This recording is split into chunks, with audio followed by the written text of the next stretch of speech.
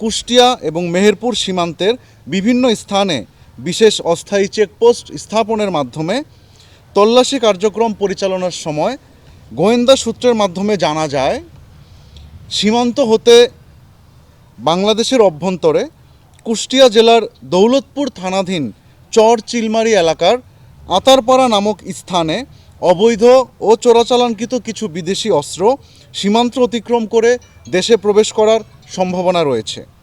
পরবর্তীতে কৌশলগত পরিকল্পনা অবলম্বন করে আতারপাড়া মাঠ নামক স্থানে অভিযান পরিচালনা করে মাটির নিচে পুঁতে থাকা অবস্থায় কালো কাগজ দিয়ে মোড়ানো 2টি বিদেশি পিস্তল, 4টি ম্যাগাজিন এবং 8 রাউন্ড গুলি জব্দ করা হয়।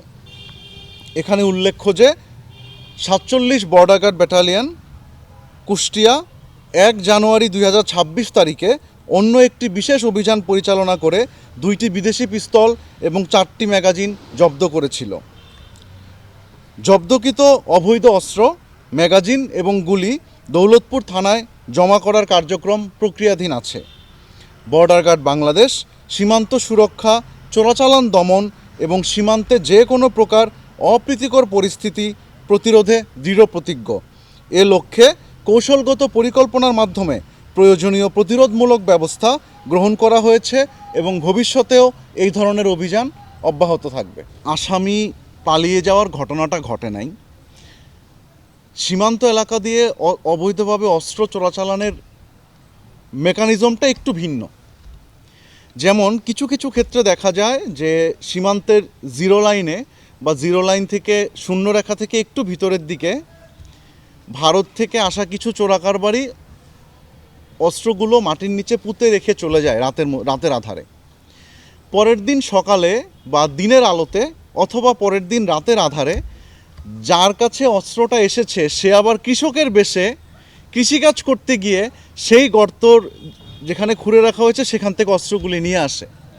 তো আমাদের গোয়েন্দা তৎপরতা বৃদ্ধির কারণে আমরা আগেই খবর পেয়ে গিয়েছি যে কোন স্থানে আনুমানিক কোন জায়গাটাতে অস্ত্রগুলি পুঁতে রাখা আছে। যার নেওয়ার কথা ছিল সে এসে নেওয়ার আগে আমাদের অভিযান পরিচালনা করে সার্চ করার মাধ্যমে আমরা অস্ত্রগুলো উদ্ধার করতে সক্ষম হয়েছি। বিশেষ পরিস্থিতি বলতে আপনারা সবাই জানেন, আগামী 12ই ফেব্রুয়ারি আসন্ন জাতীয় সংসদ নির্বাচন। এটাকে সামনে রেখে কিছু গ্রুপ আছে যারা চেষ্টা করবে এখানে কিছু অনাকাঙ্ক্ষিত ঘটনা ঘটানোর জন্য, নির্বাচনটাকে ডিস্টার্ব করার জন্য। এই পরিস্থিতিকে সামনে রেখেই বেসিক্যালি আমরা এই অস্ত্র উদ্ধারের অভিযানগুলোতে বিশেষ গুরুত্ব দিচ্ছি। আমরা অবৈধ অনুপ্রবেশের ব্যাপারে সবসময় সতর্ক আছি এবং আপনারা জানেন কিছুদিন আগেও এরকম অবৈধ অনুপ্রবেশের চেষ্টা করা হয়েছিল। কুষ্টিয়া 47 বিজিবি ব্যাটালিয়ন সেটা প্রতিরোধ করেছে। সেদিকেও আমাদের বিশেষ নজর আছে। বিশেষ করে সীমান্তবর্তী যে উপজেলা দুটি আছে আমার ব্যাটালিয়নের দায়িত্বাধীন, দৌলতপুর কুষ্টিয়া এবং মেহেরপুরের গাংনী, এই দুইটো জায়গায় অবৈধ অনুপ্রবেশ, অবৈধ অস্ত্র প্রবেশ থেকে শুরু করে অন্য যে কোনো কিছুকে প্রতিহত করার জন্য আমরা বিশেষ কার্যক্রম চালাচ্ছি এবং এটা আমরা অব্যাহত রাখব। যারা চোরাকারবারি আছে এবং মাদক চোরাচালানের সাথে সম্পৃক্ত তাদের জন্য বিজিবির পক্ষ থেকে বার্তা একটাই, জিরো টলারেন্স। কোনো প্রকার কোনো অবৈধ চোরাচালান যেটা সমাজকে ধ্বংস করে, বিশেষ করে কিশোর সমাজকে ধ্বংস করে দিচ্ছে, এটার কোনো কিছু কোনোভাবেই সহ্য করা হবে না। আচ্ছা, আমি এখানে বলি, আমি যদি বা আমার দল যে চৌকস দলে অভিযান পরিচালনা করেছে তারা যদি আসলে ওখানে অপেক্ষা করত, আপনারা বিশ্বাস করতে পারবেন না, যার এটা নেওয়ার কথা সে ওখানে 1 মাস ওয়েট করবে। যতক্ষণ পর্যন্ত সে রাস্তা ক্লিয়ার না পাবে অতক্ষণ পর্যন্ত সে ওইটার ধারে কাছে আসবে না।